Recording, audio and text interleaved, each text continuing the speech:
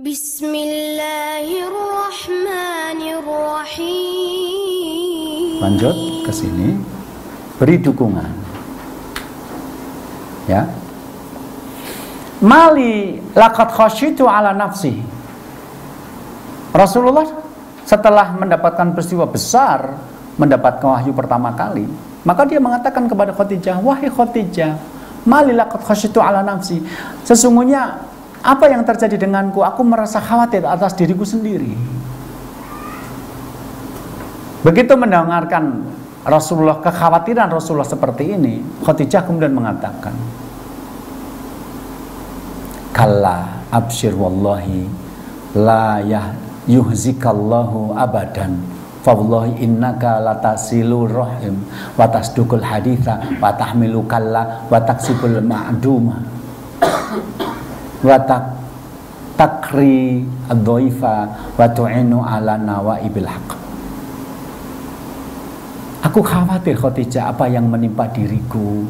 Maka Khadijah mengatakan, tidak mungkin, bergembiralah demi Allah.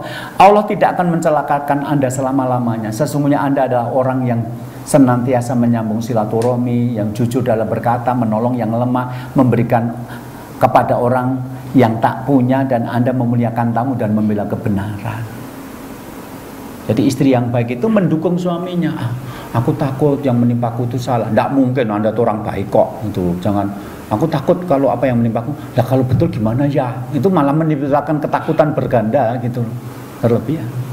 Kemudian beri kepercayaan. Jadi kalau suami ngambil keputusan, ini kita udah lama tinggal sama bapak ibu, yuk tahun depan kita ngontrak sendiri.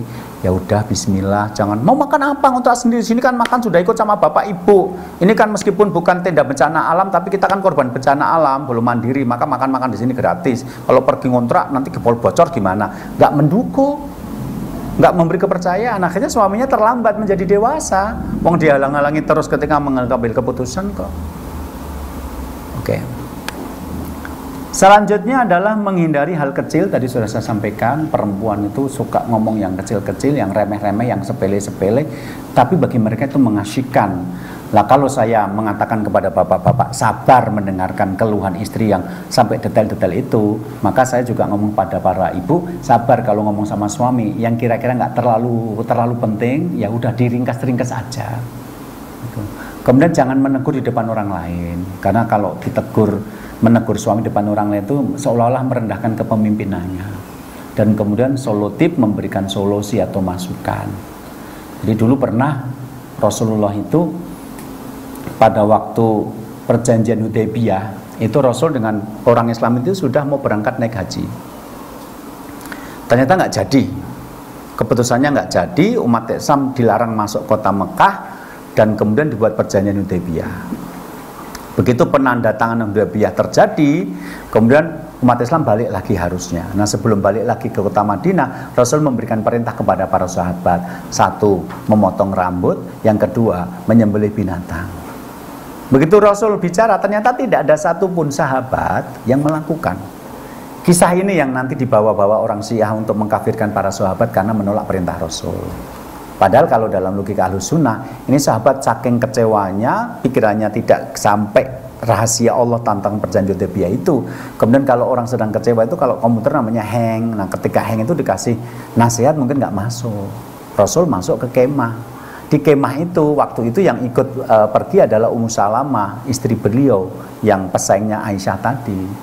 Begitu masuk, Ummu Salamah tahu kejadian yang terjadi, dia mengatakan, "Ya Nabi Allah, atau hibudzalik, apakah Anda juga kejadian seperti ini, memberikan perintah tapi nggak ada yang mentaati? Akhrij, keluarlah, ukhruj, keluarlah. Tsumma la tukalimu ahadan minhum kalimatan." Jangan ngomong satu kata pun kepada mereka. Anda keluar dan jangan ngomong satu kata pun kepada mereka sampai Anda memotong rambut dan menyembelih kurban Anda. Falamma ra'au dzalika qamu. Tapi ketika para sahabat melihat Rasul itu memotong rambut dan menyembelih binatang kurban, kemudian mereka meniru, mereka juga potong rambutnya dan meniru untuk menyembelih binatang kurban. Satu kisah ini, ternyata sekelas Rasul minta pendapat kepada istri. Minta pendapat. putusan akhir tetap Rasul yang menentukan. Dan dalam itu Rasul ternyata menerima masukan Ummu Salamah. Apa? Ternyata tidak usah banyak ngomong, langsung melakukan tindakan. Begitu Rasul memotong rambut dan menyembelih binatang kurban, para sahabat langsung melakukan. Ini menunjukkan bahwa dalam pendidikan seringkali nasihat-nasihat itu nggak terlalu penting. Orang diomongi banyak-banyak itu mental, tapi dikasih contoh real.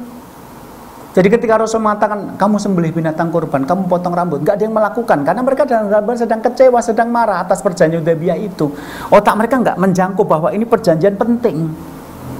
Tapi begitu Rasul melakukan, mata mereka melihat, terserah kondisi hati kecewa atau apa, mereka tetap meniru. Jadi dalam pendidikan seringkali yang lebih efektif itu memberikan contoh daripada memberikan nasihat. Nah disinilah istri yang baik memberikan solusi. Kalau ini pada kasusnya Ummu Salamah, pada kasusnya Khadijah, beliau memberikan solusi begini, sudah Anda tidur dulu, istirahat dulu, besok kita ketemu Waraqah bin Naufal, itu sepupu saya yang ngerti tentang ajaran Injil dan Taurat. Besok kita ceritakan kepada dia apa yang menimpa Anda ini.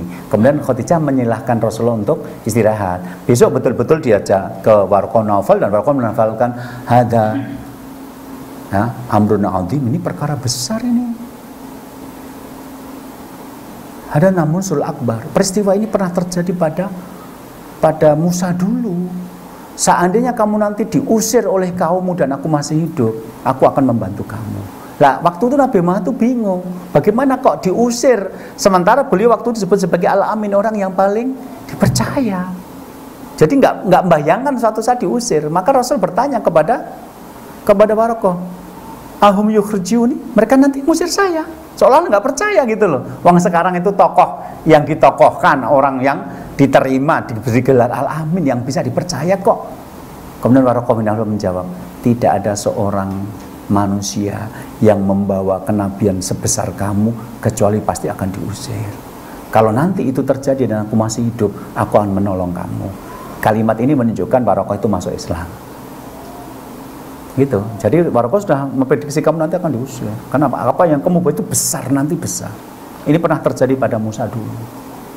Jadi saran untuk menemui Waraqah agar perasaan Rasul tadi, mali laqad khasyitu ala nafsi, yang menimpa aku tuh apa sih Khadijah, kok aku takut ya.